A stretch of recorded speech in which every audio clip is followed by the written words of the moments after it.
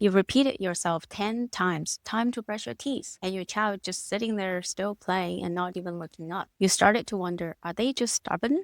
Or there's something else going on here. I've been there, wondering if my autistic child is just intentionally ignoring me. The truth is, it's not always what it seems. Today, I'm going to explain why your autistic child seems to be ignoring you and what to do about it. When the child on the spectrum don't respond, it's often because they process things differently. Their brain is locked into the current activity that they're working on at the moment. While you're asking your child to go brush their teeth, they're completely locked in what they're doing at the moment, like the toys in their hand or a feeling they're having at the moment. It's not that they're choosing not to listen, it's that their brain is not registering the request the same way like our brain would. For many autistic child, their brain just need more time to process our words. It can take up to a few minutes or even longer. Sometimes we already move on to the next request when they just got to the request that we had 10 minutes ago. That's why it can feel like they're ignoring us or they didn't hear us at all. Common things that can trigger this. First of all, kids with autism often struggle with transition. When we ask them to stop what they're working on, like the toy they're playing, it can feel overwhelming. The kind of focus isn't just interest, it's regulation, it's how they feel in control and safe. When we interrupt them to ask them to do something else, even if it's something simple, it can feel like asking them to slam on the brakes and just shift directions completely. The switch is hard. It can cause a lot of stress, mental effort.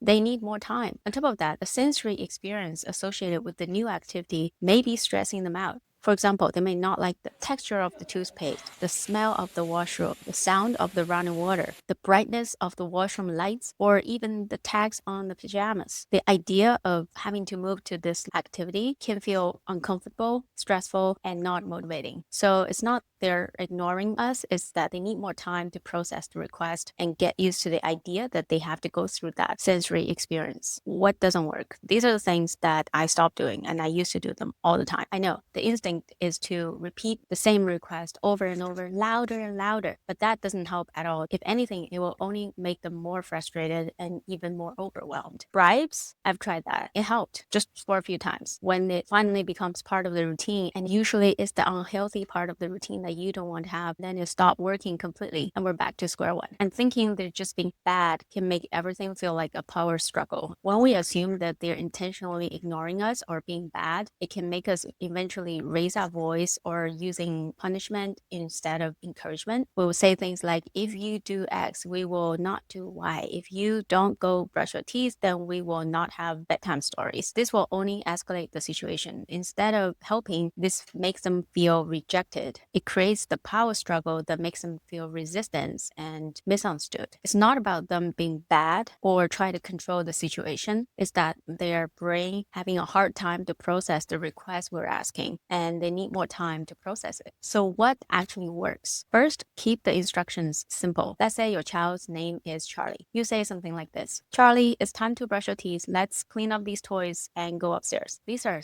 3 requests in one sentence and not very clear what the sequence are. It's very hard for our autistic child's brain to process all these requests and understand what to do first. So instead, we can make it simple, even 1 word or 2 words, and just say what they need to know right now. It can go like this: Charlie, washroom, and then wait. Depends on how long it takes. You can do a little bit trial and error. In that case, I wait for 2 minutes because that's how long it takes sometimes for my child to process that request. When 2 minutes is up, I will repeat Charlie, washroom without changing any tones or add any words. Just repeat it simply. The second thing that can help is to get down to their level. Instead of shouting washroom in the other room, we can go in front of Charlie, knee down, be at Charlie's level, look at her eyes, and even better, block her from the toy that she's playing. And that simple shift can visually redirect her attention to you so that she's more likely to hear and process what you're about to say. Another method you can try is visual cues. This method works for me on and off. Some days it works like a charm, some days it's just completely useless. It's still worth giving it a shot. What you can set up is either a first stamp board or or a visual board.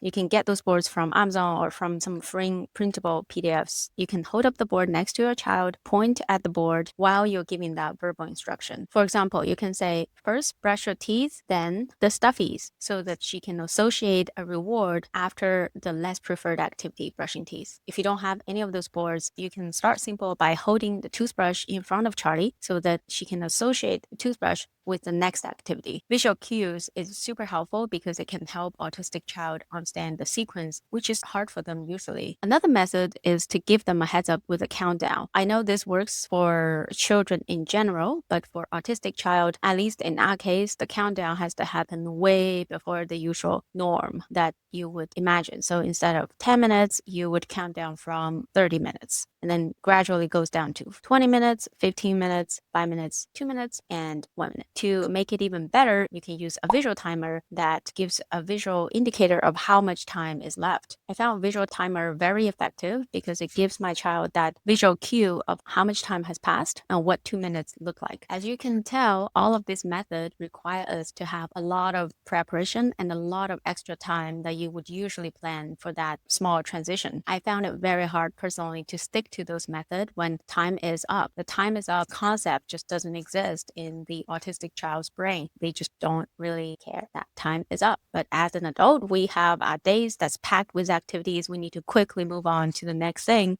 The bus is not going to wait. The train is not going to wait. The meeting is not going to wait. You have to get on to the next activity. The child is just not going to move.